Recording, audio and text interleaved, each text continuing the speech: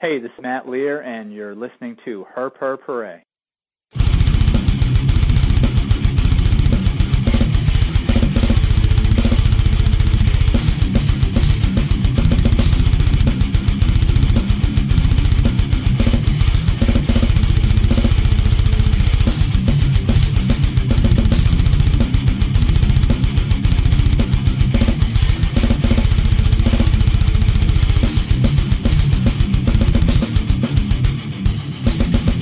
It says here we should work in teams. I tend to think of myself as a one-man wolf pack. You are about to enter Information Overload, a worldwide transmission with Herp Herp Hooray's featured Breeder of the Week. Here's your host, Jason Rossi. I would like to welcome you back to Herp Herp Hooray, a weekly worldwide transmission. I'm your host, Jason Rossi. We are simulcasting on rossireptiles.com, Buzzsprout, and don't forget to subscribe and download us on iTunes. This week's featured breed of the week proved out one of my favorite and definitely one of the most sought-out morphs in the ball python market. You got to have it. If not, you'd be like me. We're talking about the GHI. Matt Lear from GHIReptiles.com is this week's special guest. Matt, welcome to Herp Herp Hooray. Hey, thanks for having me. Well, Matt, I got to have it. Yeah, I got to have him too. Awesome. So, seriously, everything seems better with the GHI gene, it seems. It's a pretty cool gene to work with. It changes patterns, it changes color. It's always throwing surprises out there, and I mean, it's just as far as finding a new morph, it's just a dream come true. It's been a blast so far. And the combos are just ridiculous. The Gold Blush Mojave, GHI, it's got to be one of my favorites. So, how does it look as an adult? As an adult, a Mojave GHI, like, most ball morphs, it's not as striking as it is out of the egg, but still a mind-blowing, really dark morph. As a baby, you look at them, and it's almost like they're black and white.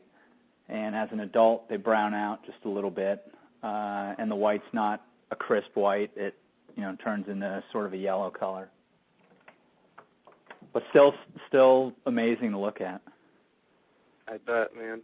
So why don't you give our listeners a little background on the GHI?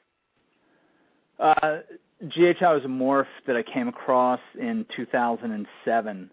A friend of mine, Mike Van Nosteren, owns a company called Strictly Reptiles, which is an import-export wholesale business in Hollywood, Florida.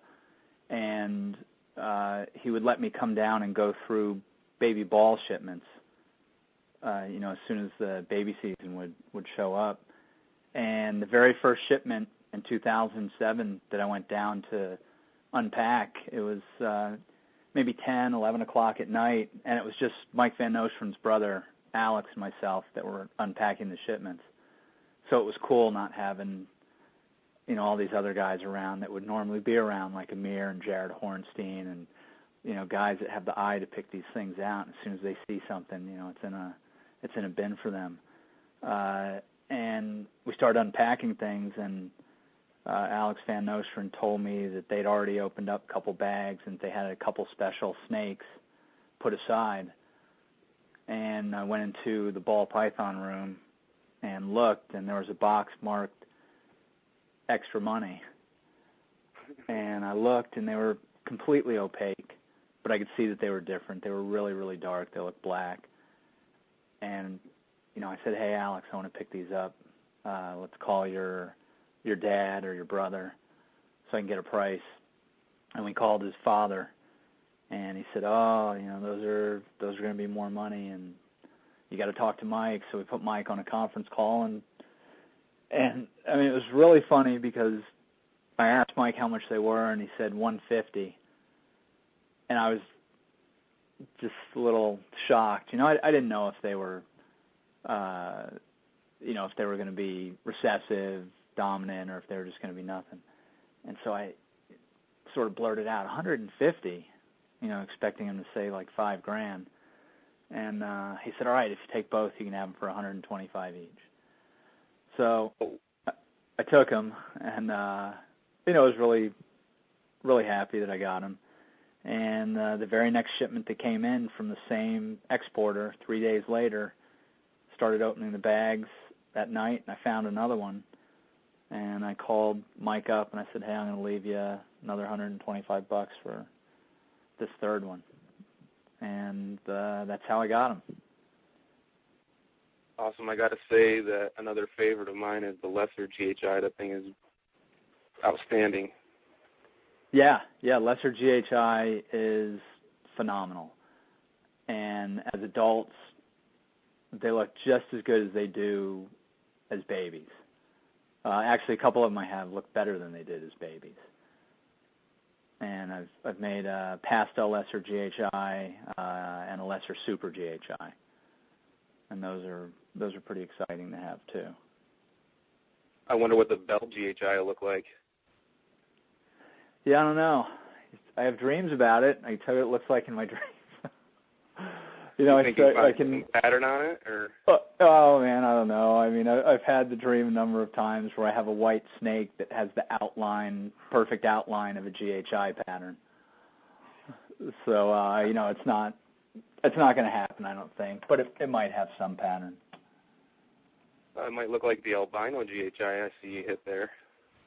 Yeah, I got lucky. I had that hatch, and it was weird when it came out of the egg. It was almost all white. I mean, I was a little disappointed. I said, it's almost a solid white snake with a real faint pattern. And then when it shed, it just popped, and it shed again, and it got even bolder, and it's doing great, eating rat pups and getting big, and it's looking better and better.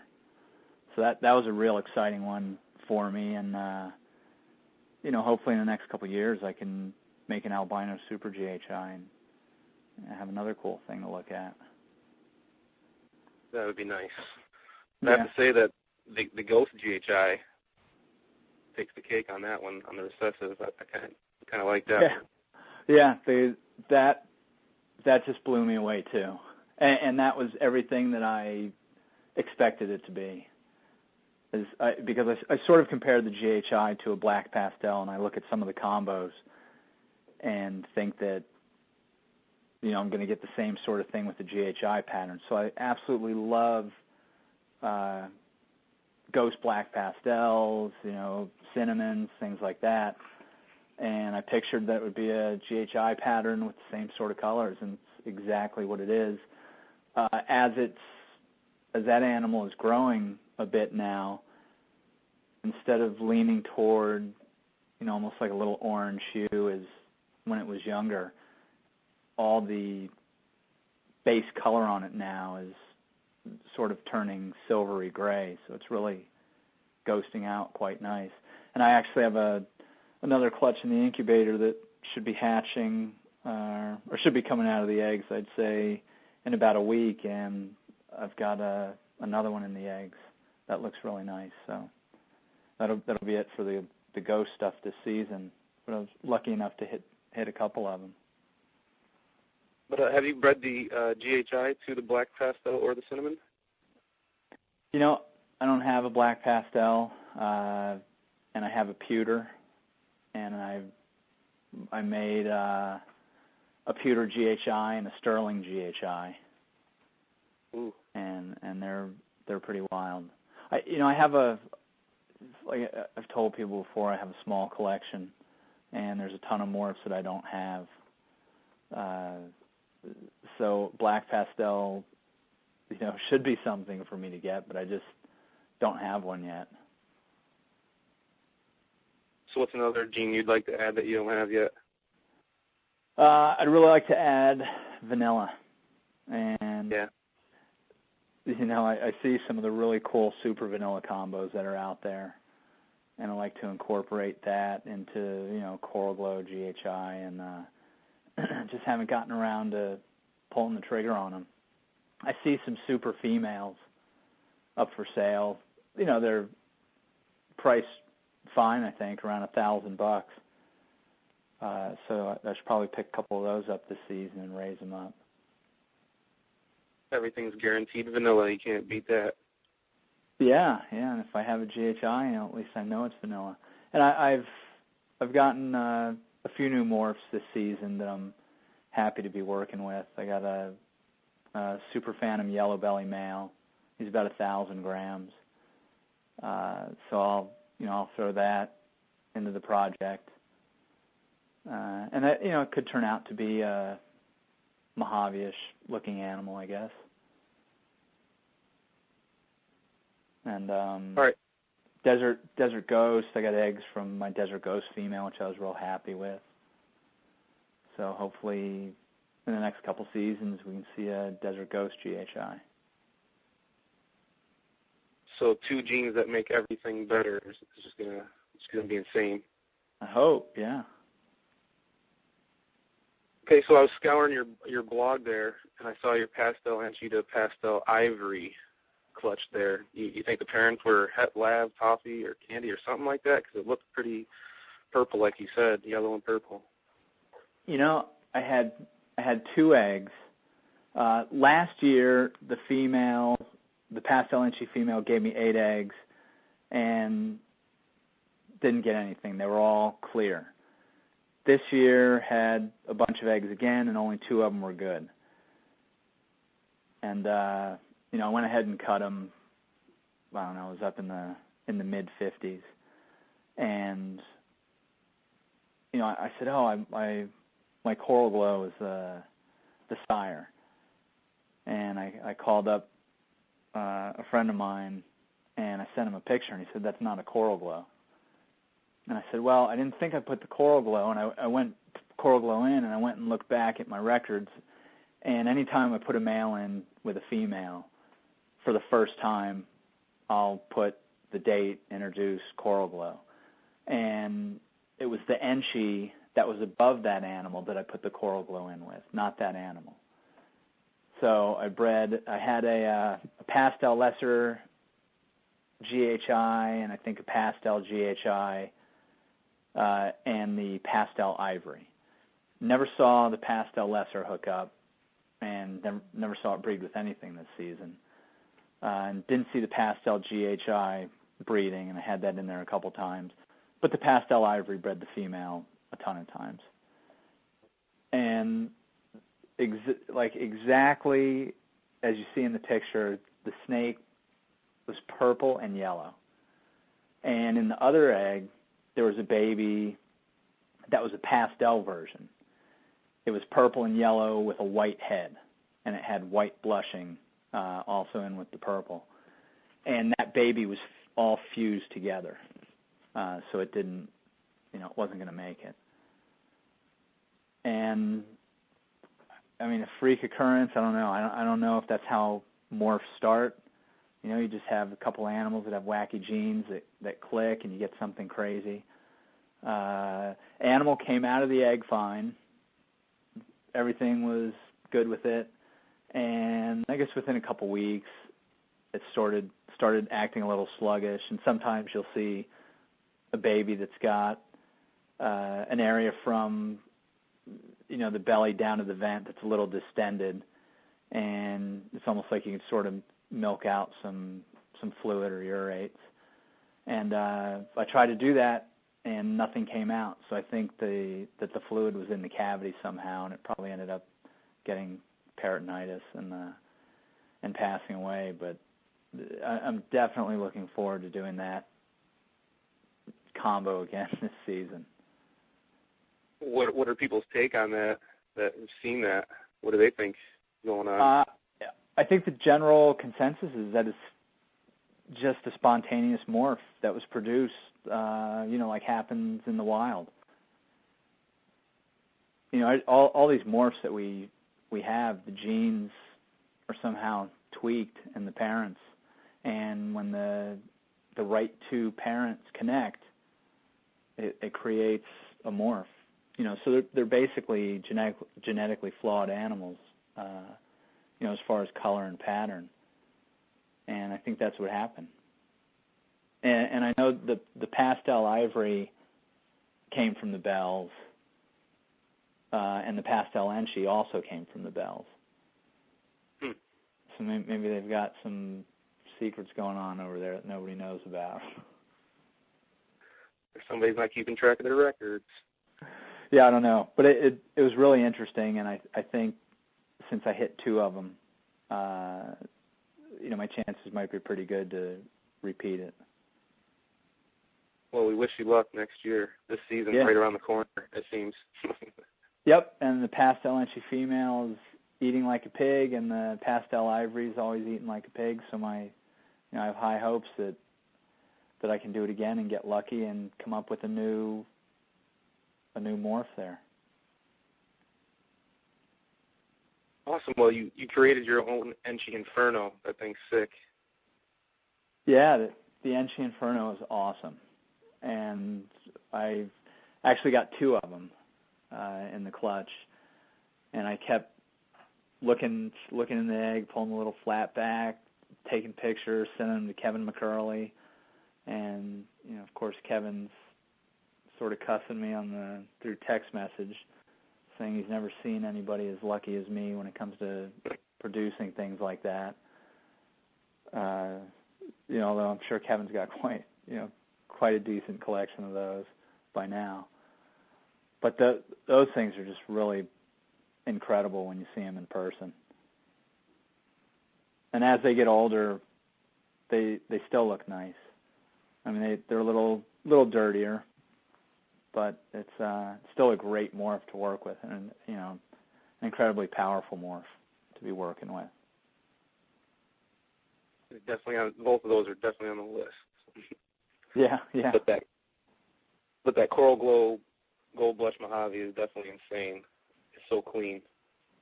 Oh, those are great, and I'm so happy that I got a Gold Blush Mojave from a friend of mine named John Romeo in New York. He was selling this female, and she had follicles, he thought. And I got her and bred her and, was lucky enough to make a Gold Blush GHI and then bred him back to her and bred the Coral Glow to her this year. And the blushing on those are just incredible. And I think that's a very underrated morph because it completely changed the Mojave GHI.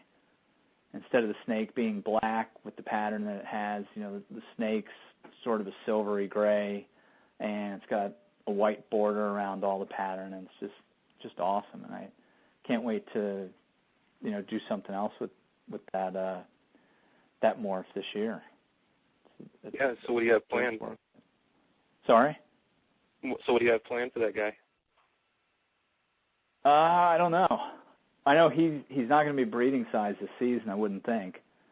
Although I guess, I get surprised. Last year I came back from a trip out west to Montana, and I started selling some GHIs at the end of October.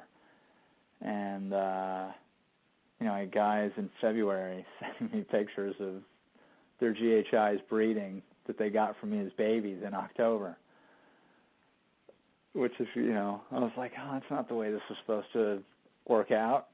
Give them a few more months and let them get bigger. But the GHIs seem to grow quick. They seem to breed early. And I think people are having a lot of fun with them. And it's great to see guys like Chun who made, some combos this season that I haven't made. And a guy named Doug Dolans got a GHI from me, and he had it over at Brian Barczyk's place for a little bit, and they produced a pinstripe GHI, which was real nice. But I've had some cool combos that I made this season that were first-time things for me. I didn't have a fire or a lemonback, which is basically the same thing. Didn't have those until this last season, and I got a fire from Oz, and I got a lemonback from a friend of mine named Bill Galloway, and I got babies from the lemonback, and I made pastel lemonback GHI, which is basically a firefly GHI, and that's an incredible snake. The fire that I got from Oz should be laying eggs, I guess, within about a week or 10 days. So hopefully I can hit some more of those. But it's been a fun season so far, and I've still have a lot of clutches cooking, having a late season. tell you those hidden gene walnut henchies are easy on the eyes. Look at them all day. Yeah, they're great, and I don't know. I don't know if there's a little something else involved with those, but they look different than other ones that I've made. I made 2 males that are really cool. Almost look calico-ish on the sides, and that's the hidden gene walnut stuff is an incredible morph to be working with, and Kevin did a lot of things with it, and I think now there's a good number of people that make just regular hidden gene walnuts, hidden gene walnut granite yellow belly, hidden gene walnut granite pastel, that type of thing. And I think they're sort of downplayed a bit now because there are people that are making the basic combos. But there's so many things that can be done with that morph as far as making things that Kevin has. Soul suckers are real nice, red spectrums, angel of death, he calls one of them. So I think as we see more combos come out with those that aren't the basic combos that everybody's used to, that there'll be a lot of people, hot to get those things again, because that's sort of cooled off a little bit just for the basic morph. But I don't think people see the full potential when they look at a lot of animals that Kevin shows. And this is telling on Kevin a little bit. You look at a lot of animals that he shows that you don't know what they are, and they're hidden gene walnut combos. He just doesn't tell anybody. Tisk. Yeah. So have you mixed the hidden gene walnut to the GHI? I have, and a couple combos that I named last season. One was magma, and the other was liquid metal, and those are hidden gene walnut GHI combos with other stuff mixed in. Awesome. Yeah, I love the flames on the pastel GHI. Oh, yeah. And the funny thing about pastel GHIs, as they get bigger, it seems like the majority of them get better looking, especially the females for some reason. And GHIs are weird because they change color from day, to night.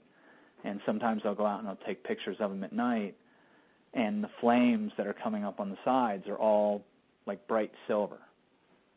And then on the back they'll have yellow blushing. So they're really neat, and I feel so lucky that I came across them, and just like I said before, I'm having a blast, having so much fun with the morph. Yeah, I definitely love the dots on the Inferno hidden gene walnut pastel granite yellow belly. That thing is symmetrical on both sides, it seems. Oh yeah. Yep, definitely. It's it's a great animal, and I should have some more this season. Some other things mixed in too with the GHI and the WOMA. I'll have to come up with some more goofy names for them. So the dots on the back of the head, is that how you tell the granite? Yeah, it's right behind the head. You can see there's a dot on the granites, but I think there's so much talk about the granite gene, and people riding Kevin a little bit, saying that hidden gene womas and hidden gene woma granites are the same thing. But there is a difference. I mean, I've made enough of them that you see animals where the pattern is just completely tricked out. It's got dots all over the place and little dashes inside the pattern, like phantoms have. And so when that does show itself, I mean, it looks like granite flecking all over it and tweak pattern. And I think you can also have animals that don't show that and that don't show the dot behind the head, but still have the capability of making those animals. So I'm sort of, going out on a limb here and saying that I think that they can be made from an animal that does not have the dot, behind its head. But I've also made granites from hidden gene Woma clutches, just regular granite babies, and they don't look like your normal granite with the weird blushed head and the flecking. They just have really tweaked out patterns and a little bit of flecking on the side of the heads.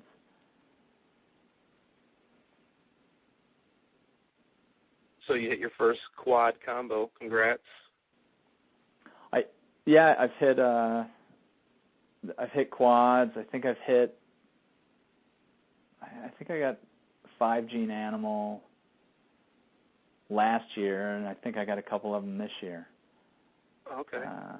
But it gets to the point where you look at an animal and you're sitting there with your head sort of cocked to the side, almost trying to find certain things in there. And you end up taking pictures of the animal and sending it to your friends and hearing, 3 people tell you 3 different things. So a lot of it's guessing now, and I think it's hysterical when you go on some of the forums and you see somebody that it used to be, look at my pastel lesser yellow belly.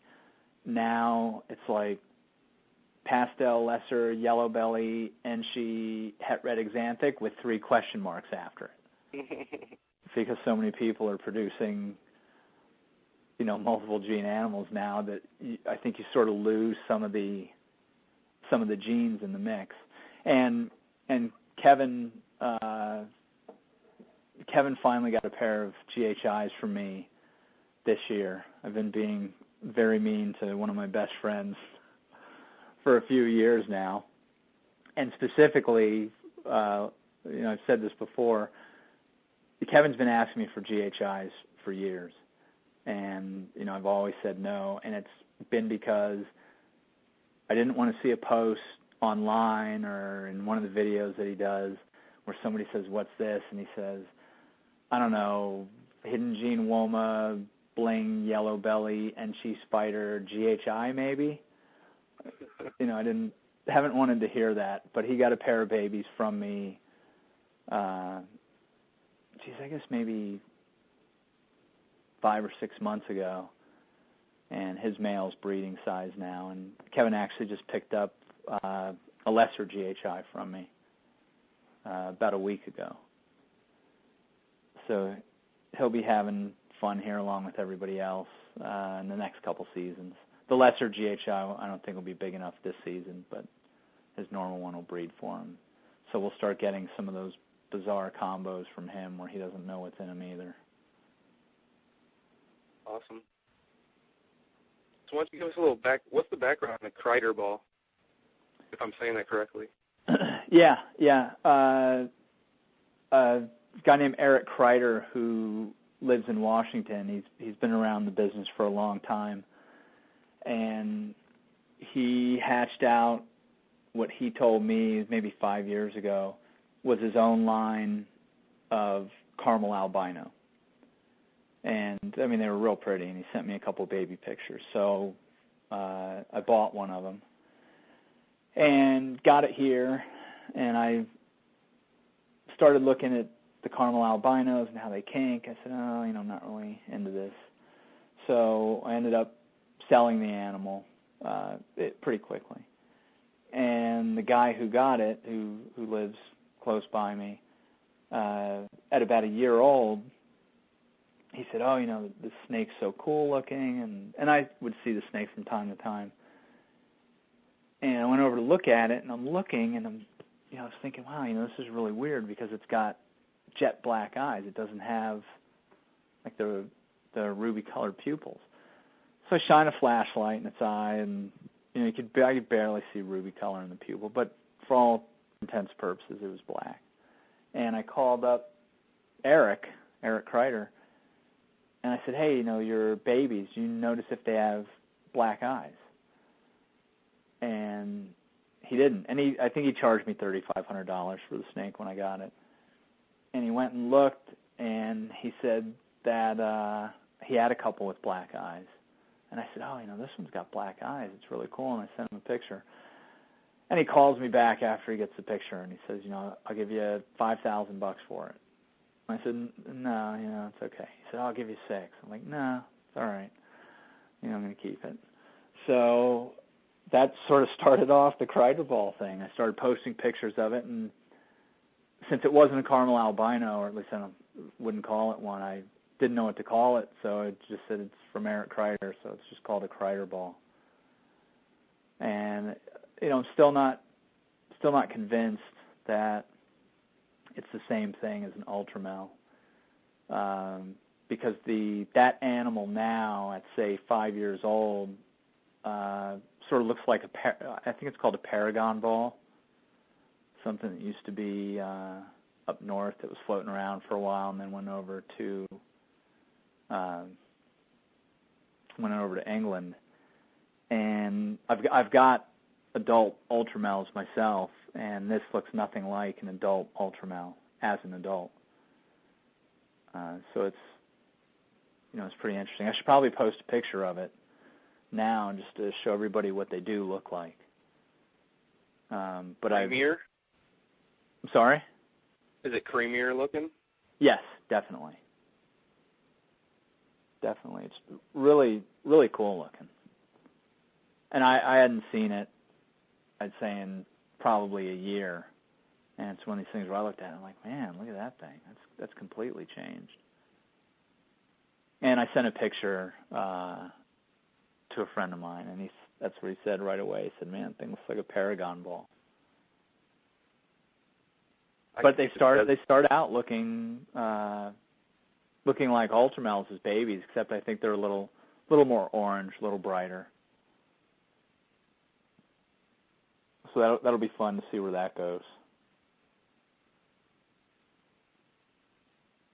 So have you created anything we haven't touched on you'd like to bring up?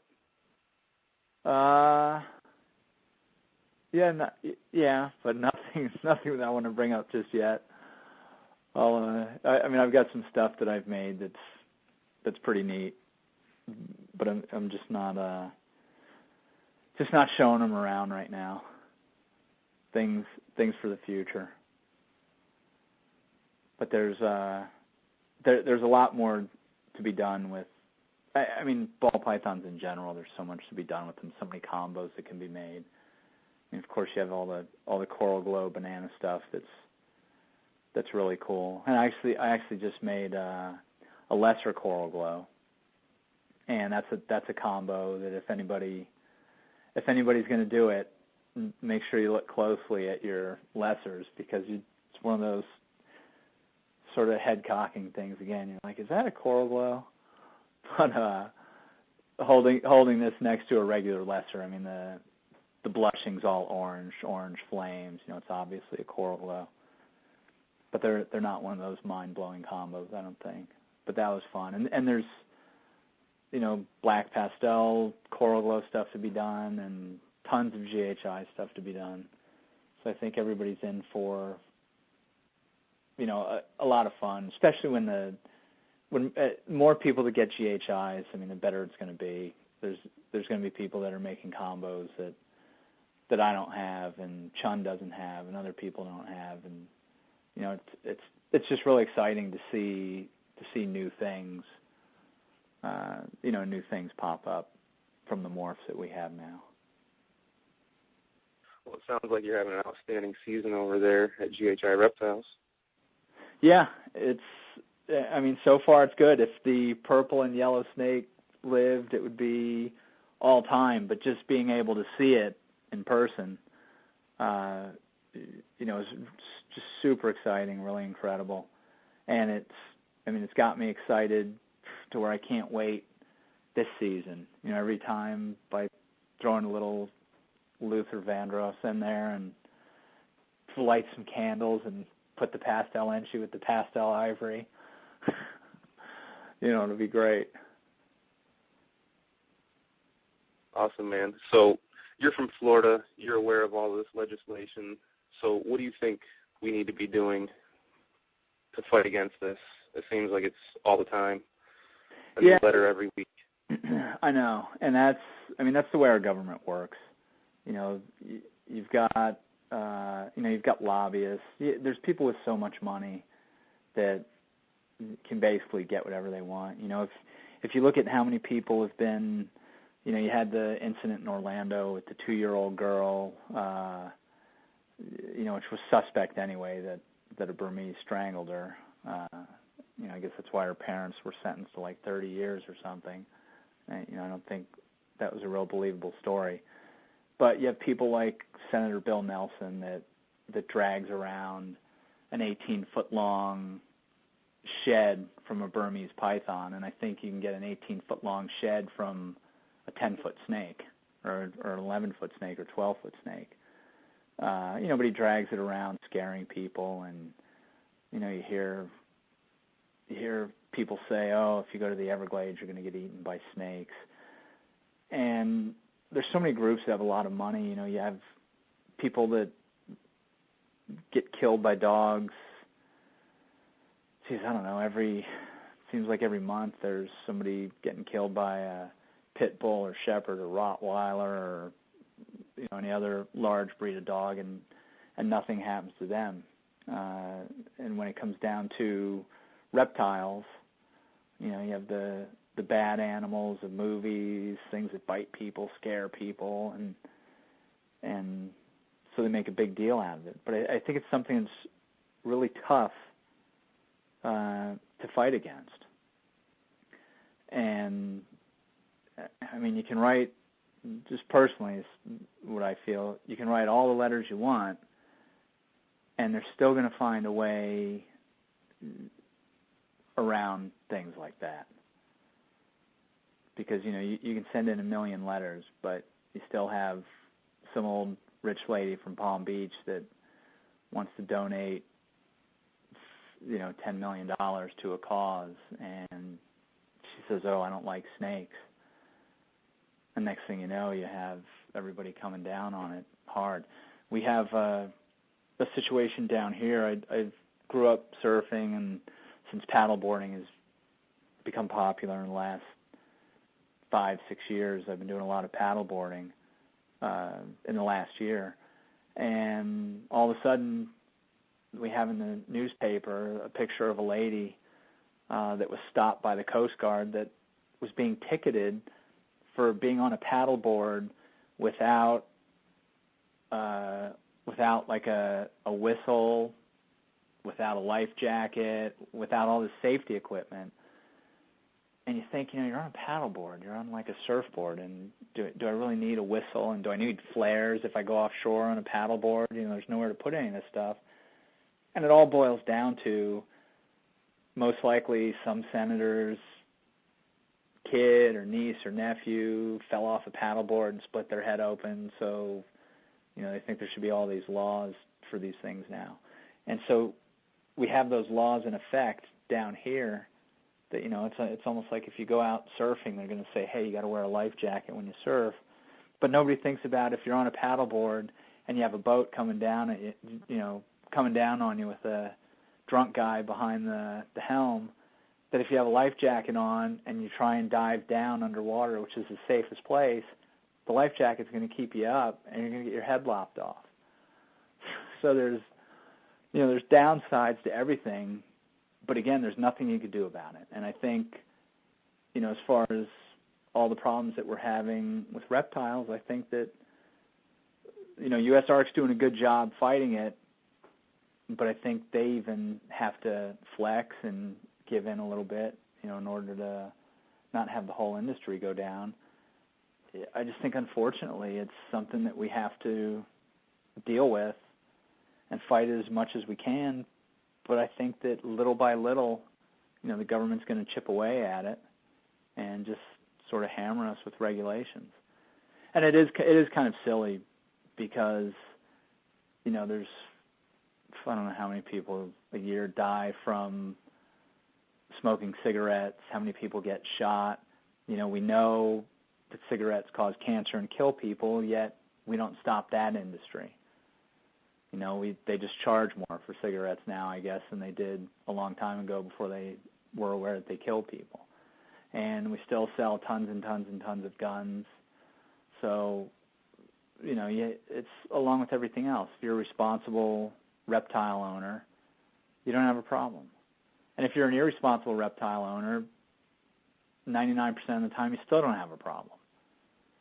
But it's just when you have a politician that gets a bug up their rear end that wants to do something about it, or they have the rich old lady from Palm Beach talking to him at a tea party and saying she wants something done, while she slips them tons of money for their cause, they do something about it. So I think we're kind of in a no-win situation there, at least for the time being. Just imagine what they're doing, all the other legislation they're passing. Hopefully everybody out there is getting informed. Yeah, what's going on. It's ridiculous, and some of the things that they pass are ridiculous. But there's nothing wrong with having big snakes. And even here, in Florida, they say, you can't ship Burmese pythons and reticulated pythons and African rocks. You can't ship them out of the state. It's like, okay, well, if I can't make money off them and I can't ship them out of the state, what are you supposed to do with them? And they say, well, kill them all, euthanize them. And you would think that in a state like Florida, where they don't want them anyway, they'd say, okay, Florida's the only state that you can ship them out of. Get them out of the state. But they don't do it. And it was even got to be as silly, I think, as the projected area for Burmese pythons to reproduce in was all the way up to Washington, D.C. Coincidence? Yeah, and it's like we had freezes down here a couple seasons ago, and they estimate that it killed 90% of the Burmese pythons down here. So you can't tell me that these things can survive a full season anywhere north of, I'd say Orlando. But not Orlando, actually. I'd have to say south of Orlando. We don't want Burmese pythons reproducing around Disney. No. That's awesome. But is there anything else you'd like to add before we end this transmission? No, I think you've pretty much covered it. Just I'm sure everybody will have a good season. I hope everybody has a good upcoming season here, and heck, keep making lots of babies, and it's a great industry. I will add though that I think that people in general take this industry for granted. People that are in it, especially when you have morphs. Like I've kept the prices on the GHIs up there. Like I don't really flex on the prices because I like to see everybody make money on it. And as soon as people start flexing, they're like other morphs, and they go down. They go down pretty good. And the GHIs will eventually go down, but I hold them up there, even this season. And I hear people talk about the coral glows. Oh, last year coral glows were 50, now they're 25, and if you search around, you could pick one. You could pick one up for 20. That stinks. And people don't realize. They don't really think and say, okay, I get the snake, say, for $20,000 this season, and next season I make 10 of them. And if they're selling for $5,000 next season, people complain. Oh, but they were 20. Well, you can still make maybe $50,000 off your $20,000 investment. So it'd be great if people didn't really take doubling your money for granted. And it used to be different. You used to be able to go through shipments. And I heard a guy say, this is when cinnamons were $500. I can't believe they're $500. I used to find them in shipments, and I'd sell them for $5,000, and now they're only $500. But you're still selling a snake that you find in a shipment for $10 for $500. So I'd like to see a lot of people have a reality check and realize that no matter what you spend on a snake now, you can still make plenty of money and you can make a good living. So it would be it'd be cool to see people appreciate the business and the hobby more than what they do. And there's a lot of people that do, but I see an awful lot of people complain about pricing on things. But it's still more than you're going to make in the stock market or real estate market, or pretty much any other investment opportunity there is. Maybe that's why they're trying to shut it down. Yeah, it could be. It could be. I guess we'll never really find out why, certain parts of the government want it shut down. But I mean, it does just have to do really with lobbyists and political favors. And I know a couple people that have been in politics for a long time, and I know how it works, and I see how they act on a daily basis. Everything is favor oriented. So I'm sure it's the same thing, with what we're dealing with.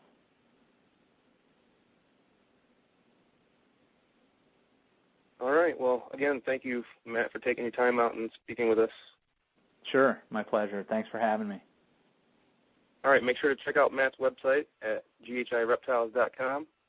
All right. That's going to do it for this week's episode of Herp Herp Hooray. Don't forget to subscribe and comment in iTunes. And as always, we're streaming live on herpherphooray.buzzsprout.com and rossireptiles.com. Herp Herp Hooray, out. Hey, this is Heather Wong from Heather's Herps, and you're listening to Herp Herp Hooray.